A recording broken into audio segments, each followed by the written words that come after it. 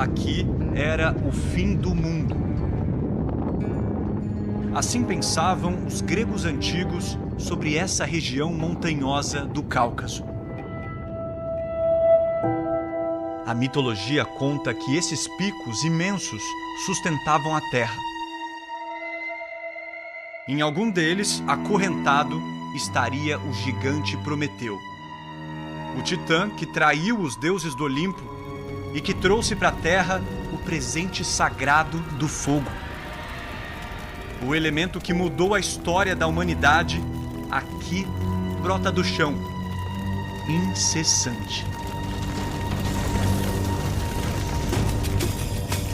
Olá, bem-vindos à Terra, que tem as raízes no fogo. O Globo Repórter vai pela primeira vez ao Azerbaijão. Essa montanha está pegando fogo há mais de 4.000 anos. Vamos juntos descobrir os mistérios desse lugar tão distante, que fica bem na conexão da Europa com a Ásia. E de repente, a gente encontra esse visual. É o país com mais vulcões de lama no planeta.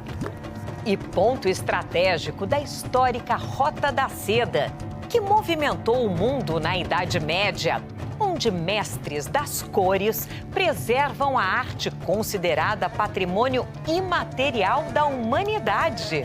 Por aqui, passado e futuro se entrelaçam. E sabores também. Eu diria até que é uma mistura de churros e bolinhos de chuva. Você já imaginou encarar uma mega montanha-russa gelada? Isso aqui é incrível! Do gelo ao fogo, prepare-se para desvendar o Azerbaijão. O pedido foi lançado. Proteção para nossa viagem. Aqui a fonte de desejos é de labaredas intensas. O fogo eterno existe. Estamos diante de Anardag, a montanha em chamas. Essa montanha está pegando fogo, assim sem parar, há mais de 4.000 anos. Não importa a força do vento, a intensidade da chuva e até da neve, ela nunca para de queimar. Os viajantes que passavam aqui ficavam fascinados com esse fogo eterno, pensavam que era milagre. Hoje, a ciência explica. Nas profundezas dessa terra, a mais de 8 quilômetros de profundidade, existe uma imensa reserva de gás natural.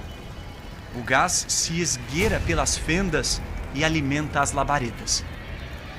Mas antigamente, esse fenômeno era venerado como algo sagrado. No zoroastrismo, representa a conexão entre o humano e o divino. A luta entre o bem e o mal, da luz contra as trevas. A força dessa crença, séculos antes de Cristo, levou à construção de templos como o Ateshgah. Essa religião ainda sobrevive no Irã e em algumas partes da Índia. E por isso, até hoje, muitos indianos vêm para cá. É o povo que mais visita o Yanardag. O Parik trouxe a família toda. Diz que é uma viagem especial. É o fogo da fé, queimando assim há milhares de anos. Uma conexão antiga com o profeta Zoroastro, fundador da religião. Eu me sinto aquecido aqui. Estou feliz. A Rita veio de Portugal. Ela é cristã, mas o Yanardag também mexe com ela. Aqui não é necessariamente uma questão de tamanho, mas faz pensar, né? O poder que está debaixo desse chão que a gente pisa, né? É realmente muito poder. O que está debaixo desse chão ergueu fortunas à beira do Mar Cáspio. Até o começo do século passado, metade de todo o petróleo produzido no planeta saía daqui. O ouro negro transformou a paisagem do Azerbaijão e o destino do mundo. A indústria do petróleo é uma das principais responsáveis pelas mudanças do clima, dizem os cientistas. O Azerbaijão assinou o Acordo de Paris e prometeu reduzir a queima de combustíveis fósseis. Mas, para onde você olha, esse é o cenário. até no meio de uma praça na capital Baku. E tá produzindo óleo mesmo. Ele tá mostrando aqui pra gente. Can I touch it? Yeah? Olha aqui.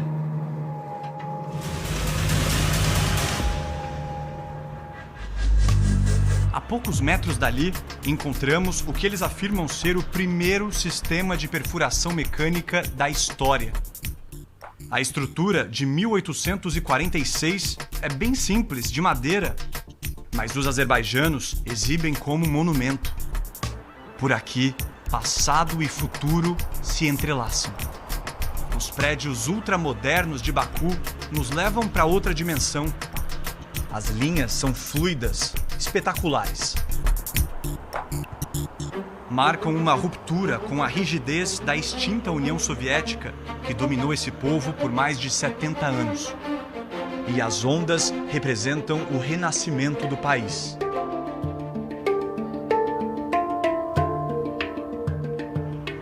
Mas o passado não se apaga tão facilmente. Ainda está vivo nas ruas. O Lada, um dos carros mais populares da União Soviética, é até hoje um dos queridinhos dos azerbaijanos.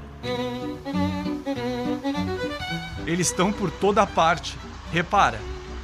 E é a bordo desse ícone da União Soviética que a gente segue viagem.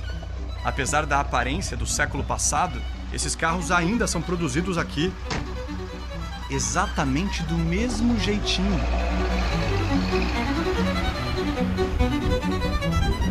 O táxi que a gente pegou, por exemplo, é ano 2009.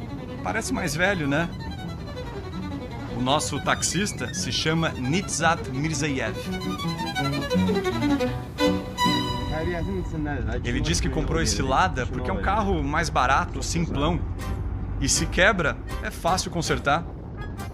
O Nitsat deu até uma estilizada. Pendurou um pé de galinha no teto. A superstição deles aqui diz que traz proteção. Sempre bom, né? Ainda mais com os desafios que a gente tem pela frente. A primeira parada impressiona. Os fantásticos vulcões de lama. Parece até que a gente chegou à Lua. Mas estamos a 60 quilômetros da capital Baku. Esse é o Parque Nacional do Gobustan, que significa terra de ravinas ou sulcos pelo solo. Esses vulcões são resultado de um fenômeno geológico. É um processo que começa lá dentro da Terra, onde existem bolhas de gás sob muita pressão. Essa força faz com que elas venham subindo, carregando sedimentos, tudo que encontram pela frente, até que chegam à superfície.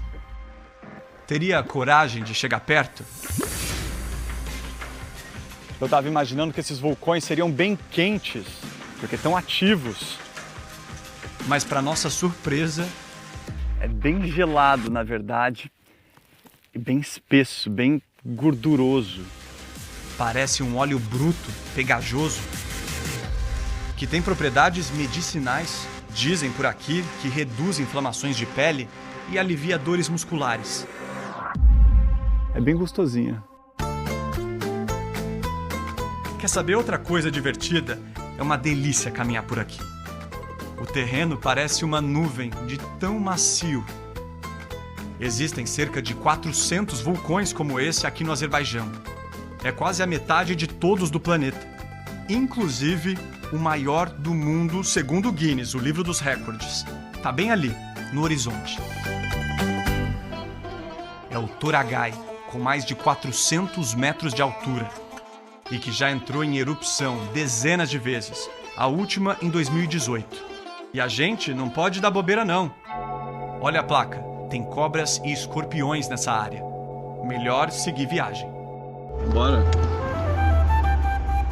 Dos vulcões de lama, partimos rumo ao extremo norte do país. Nosso objetivo é chegar até o alto das montanhas do Cáucaso, bem próximo à fronteira com a Rússia. Vamos percorrer quase toda a costa leste do Azerbaijão, que também faz fronteira com a Geórgia, a Armênia e o Irã. O que será que a gente vai encontrar nessa estrada? Por incrível que pareça, vai ser uma viagem rápida, viu? O Azerbaijão não é grande não, é menor que o estado de Santa Catarina. E aí vem mais uma surpresa. Imagina que nessa área pequena que une os continentes da Ásia e da Europa, existem 9 zonas climáticas. Do semiárido ao subtropical, do clima temperado ao de montanha. Poucos quilômetros depois, a paisagem muda. Fica mais verde, exuberante. O cenário lá fora é lindo, né? Mas aqui dentro do carro tá difícil entender o taxista. Do you have music? Music? Yeah? A gente literalmente não fala a mesma língua e ele não fala inglês. Tentei usar um tradutor online e até que funcionou, viu? Eu perguntei como é que ele se sente dirigindo aqui. Ele está dizendo aqui que a natureza é linda, é como se a gente estivesse dirigindo por um filme. E de repente, a gente encontra esse visual. Nosso carro atravessa um vale de montanhas onduladas. Elas são lindas, coloridas, com redemoinhos em tons de vermelho, laranja, um amarelo acinzentado. Esse lugar se chama Ranzan Daglar, mas é muito conhecido pelo apelido de Candy Cane.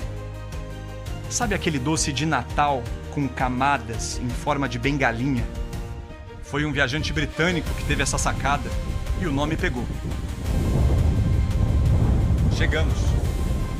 A gente encarou a subida. Essas montanhas são cheias de rachaduras pequenininhas como essas e outras enormes, resultado de vários fatores como o vento, que é muito forte, e como é bastante seco aqui em cima, quase não tem vegetação. Isso aqui parece um grande deserto, gigante, colorido. Se você chega bem perto, é possível ver os desenhos formados pelo vento e pela chuva. É que essas montanhas enormes são formadas por camadas e camadas fininhas de sedimentos que se depositaram ao longo de milhões de anos. Alguns viajantes nessas caminhadas já até encontraram fósseis do período Cretáceo. Estou falando de mais de 60 milhões de anos atrás. Os cientistas falam que essas cores impressionantes são causadas pela interação entre as águas que estão lá embaixo acumuladas com os sedimentos que ficam aqui na superfície. É tipo um processo de oxidação. Aquelas camadas que continham ferro acabaram ficando mais avermelhadas. E que resultado magnífico. Uma pintura. Bora voltar para a estrada? Mas o que é que tá rolando ali embaixo? O carro pifou. Eu até tentei ajudar, juro, mas quando eu percebi, já estavam nos empurrando. Quanto mais a gente avança, mais marcante é o impacto das zonas climáticas. Em poucos minutos, o cenário muda completamente. As montanhas ficam mais altas e a neblina toma conta do caminho. A gente diminui a velocidade, segue bem devagar, até que a neve. Estamos no alto do Cáucaso. Shadag é o nome da região. É o maior parque nacional do país. Quem diria que chegaríamos num lugar assim? Do fogo ao gelo. E a vontade de brincar com essa neve toda. Claro que eu não aguentei, né? Sobrou para a equipe toda. Aqui em Shadag foram construídos vários resorts e até uma estação de esqui. Por que não um pouquinho mais de adrenalina?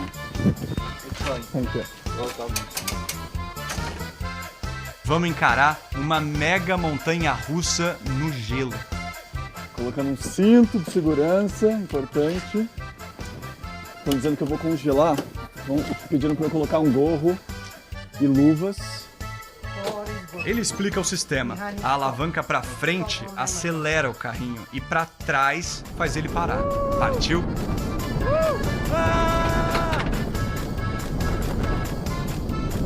No meio da montanha, isso aqui é incrível! Uau! Que coragem, Murilo! E que visual!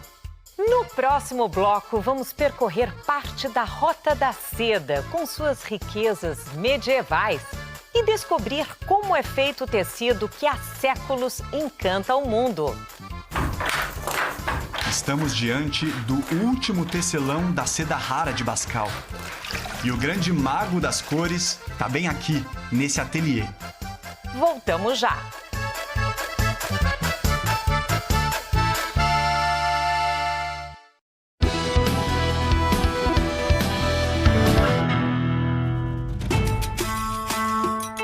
Por centenas e centenas de anos, essas estradas testemunharam o encontro de civilizações distantes. A posição privilegiada, bem na junção entre a Europa, o Oriente Médio e a Ásia, tornou esse cantinho do planeta o coração pulsante do mundo antigo. Por aqui passavam mercadores que seguiam em direção à China. Levavam lã, couro de animais, ouro, prata. Na volta, traziam, além de tinturas e porcelanas, uma das mercadorias mais valiosas daquela época: a seda. Sinônimo de status e riqueza. Um dos viajantes mais famosos da história, o italiano Marco Polo, desbravou esses caminhos e maravilhou o Ocidente com relatos das aventuras da Rota da Seda. É o que nos traz a cidade de Sheki, aos pés das montanhas da região norte do Azerbaijão, hoje Patrimônio Mundial da Unesco. Esse era um ponto-chave da antiga Rota da Seda, um lugar estratégico de parada. As hospedarias, como essa da Idade Média, eram chamadas de caravanserais. E para anunciar a chegada, o viajante tinha que bater na porta. Esse aqui era dos homens, o das mulheres ficava aqui em cima.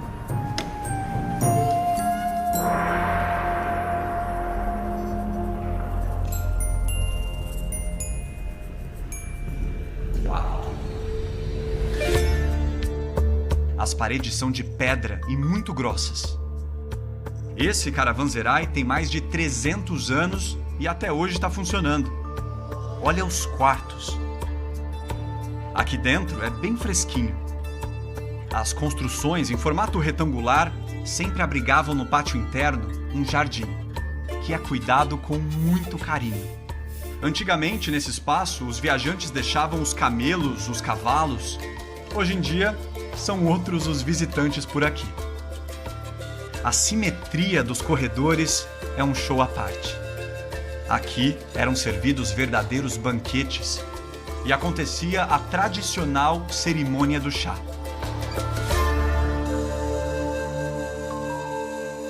E como a gente também está fazendo essa Rota da Seda, a Ayten, que é a nossa super guia, nos trouxe até aqui para descansar um pouco. E olha essa mesa farta.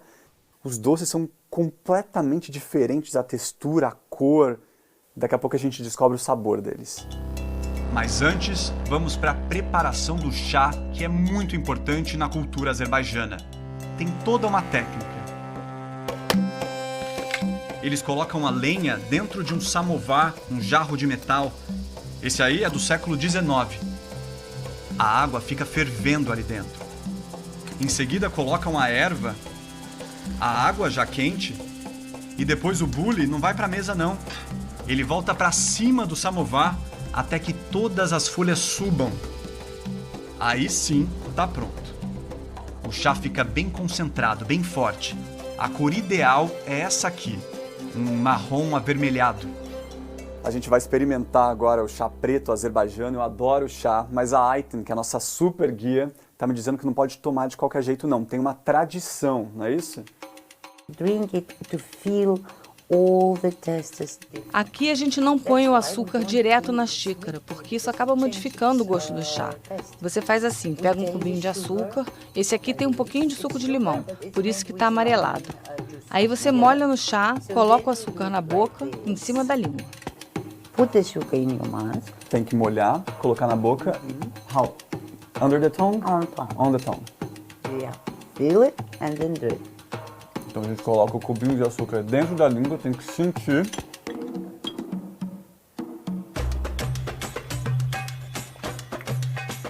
Dá pra sentir bastante o açúcar, é difícil de falar, bem gostoso. And now your smells sweet. E a Ayrton tá me dizendo que agora, com a boca mais adocicada, a gente vai curtindo o chá aos poucos, conversando com o cubinho na boca. O chá tá aprovadíssimo. Bora pros doces? Toda essa variedade de doces representa a mistura de tradições que aconteceu aqui na Rota da Seda. É um longo processo histórico. Cada viajante trouxe um pouco do seu país, da sua música, culinária. É por isso que hoje em dia o Azerbaijão é um país multicultural. Somos mais de 46 etnias vivendo juntas aqui e todos são cidadãos azerbajanos. Sabe qual o nome desse aqui? So this sweet we call sheki paklavasi. Sheki parvalassi. Yeah. Yeah? More or less. Não é fácil azerbaijano não, gente. Não é fácil não. You like? I like it. É bem doce, lembra uma paçoca com muito mais açúcar e bem mais molhadinha. São várias camadas de castanha. A gente vai experimentar agora um bamia, que é um doce frito aqui. Lembra muito o nosso churros, só que é um pouco mais molhado. Eu diria até que é uma mistura de churros e bolinho de chuva. Amo, meu preferido. Bora seguir viagem. A nossa missão agora é chegar até Baskal, uma cidade onde moram os últimos artesãos de um tipo especial de seda. O tecido brilhoso, que movimentou o comércio do planeta durante séculos, é feito a partir de uma lagarta. Aliás, várias delas. Se alimentam de folhas de amoreiras, passam uns 40 dias comendo, até formarem com a saliva casulos como esse, que são cheios de fibras tão naturais para esses bichinhos e tão cobiçados pelo mundo. Descobrimos que a partir do domínio soviético, a produção de seda no Azerbaijão passou a ser praticamente toda industrial. Essa fábrica foi inaugurada nesse período. Parece até que viajamos no tempo. A maioria dos funcionários é de mulheres. O barulho das máquinas e o cheiro forte de umidade dão a tônica desse lugar. Aqui eles limpam e cozinham em água quente mais de 400 mil casulos por ano. Soltam as fibras e depois organizam os fios em carretéis, até formar os tecidos branquinhos. Mas a nossa equipe está em busca de uma seda mais artesanal e muito especial, que só existe aqui. Esse tesouro está preservado em Baskal. Chegamos. Parece um enclave medieval protegido entre as colinas. Baskal é bem pequena, tem menos de 600 moradores. Um deles é a Ganira, que é apaixonada por esse lugar. A gente mal chegou e ela já quer apresentar tudo. Ela tem um pique, nos leva direto para o alto de um morro. Ela chama para mostrar essa vista linda. Os tons de outono colorem os nossos olhos. Mas o que a gente procura está bem ali embaixo. Estamos diante do último tecelão da seda rara de Baskal. Ele mantém a tradição viva. Os fios parecem teias. E no ritmo do maestro vão ganhando forma de tecido. O Hartev conta que é tecelão há 30 anos. E mostra as mãos tão calejadas, duras. O corpo todo dói, ele diz. Apesar da dificuldade, ele promete que nunca vai deixar esse ofício. E quer passar para a nova geração para que a história de Baskal não se apague.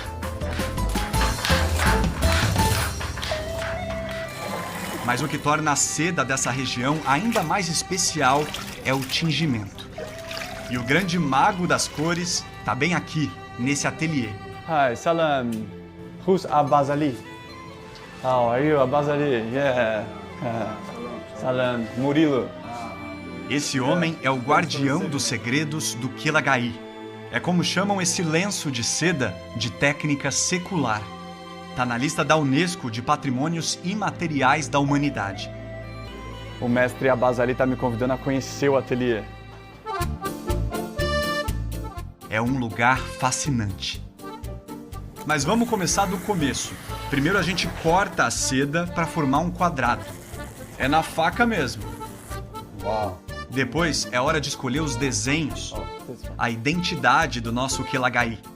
Eles são feitos com cera bem quente e carimbos. Temos centenas de opções. Muitos são feitos do tronco de pereira e tem mais de 100 anos. Foram passados de pai para filho. O Abbas Ali é a 8ª geração. Ele começou quando tinha 10 anos. Ele tá pedindo para eu sentar no lugar dele e tentar.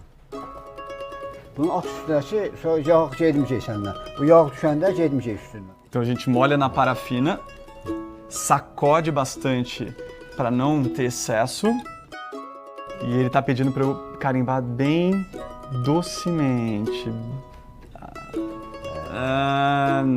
Não ficou tão bom. I'll give my best.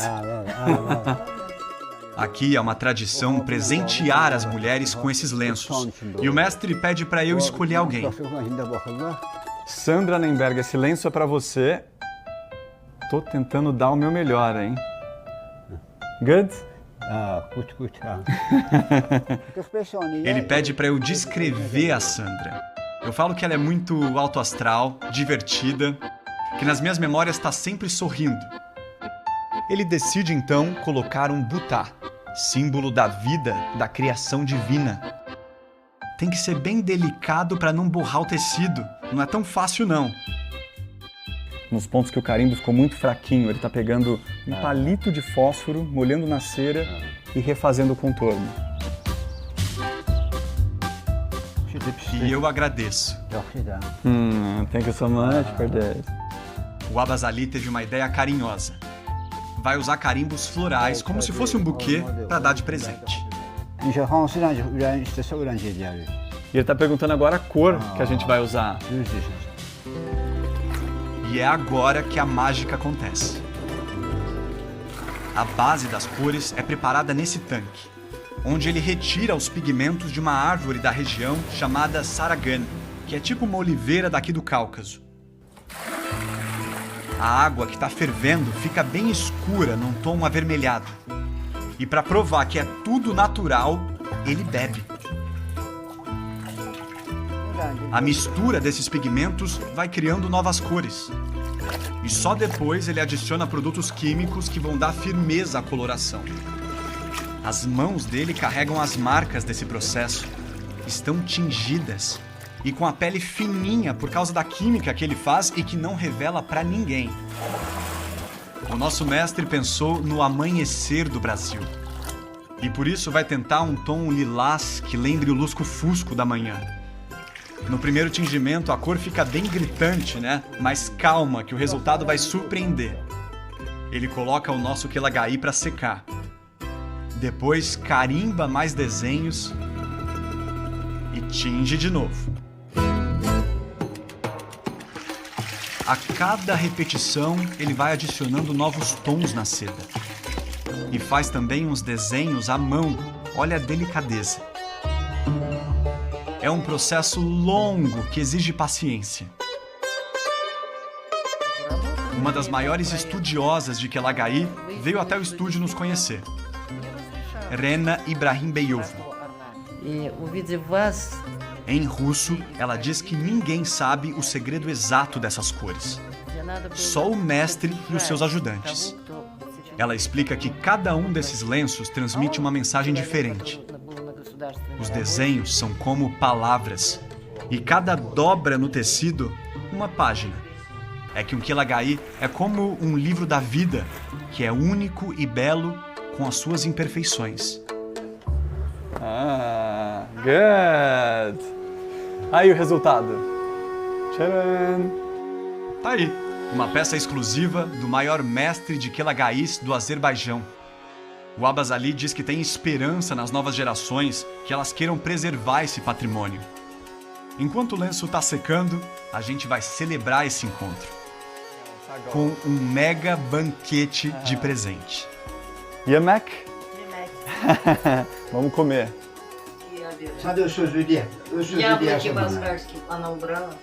Ele disse aqui, falei para você comer, isso aqui é a comida tradicional do Azerbaijão e eu quero que você experimente. Ah, sago. Sago.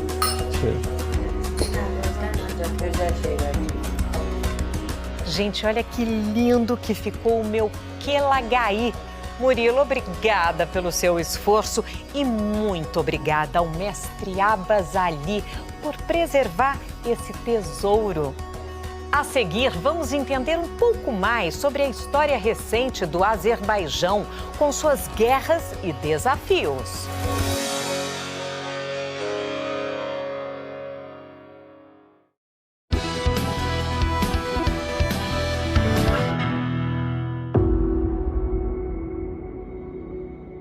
As paisagens do Azerbaijão são deslumbrantes.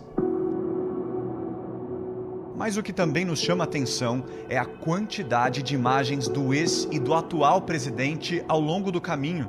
Nas rodovias, nos hotéis, nas fábricas. Até lá no ateliê do mestre Abbas Ali, onde passamos mais cedo.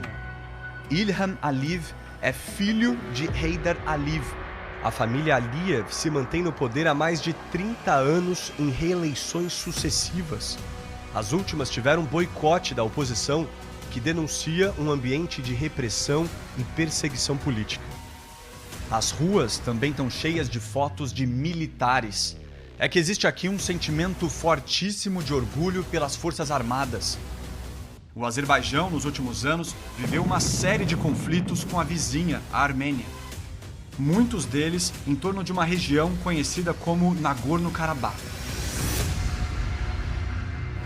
Um enclave que é oficialmente território do Azerbaijão, mas onde vivia uma população de origem étnica armênia que lutava por independência. As tratativas de paz nunca deram totalmente certo. Entre as décadas de 1980 e 90, a primeira grande guerra entre os dois lados, que são ex-repúblicas soviéticas. Em 2020, o segundo grande conflito, em que o Azerbaijão retomou vários territórios. E em 2023, depois de muitos bombardeios, a expulsão dos moradores do enclave que se refugiaram na Armênia. Será o fim dessa história? São guerras muito recentes, que a estrada nos lembra a cada quilômetro.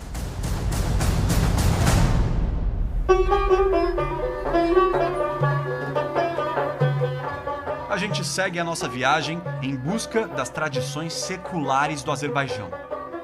São tantas descobertas que não couberam num programa só. No próximo episódio, vamos atrás dos sabores dessa terra.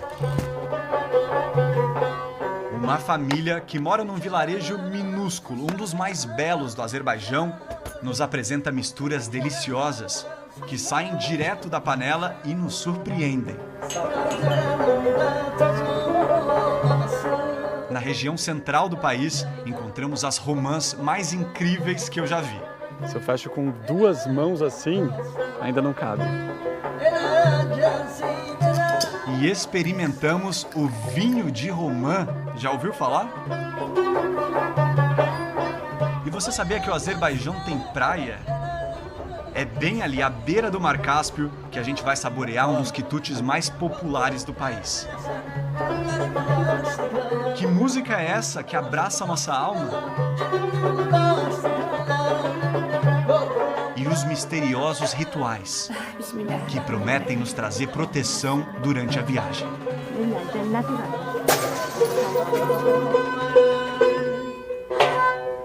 Uou!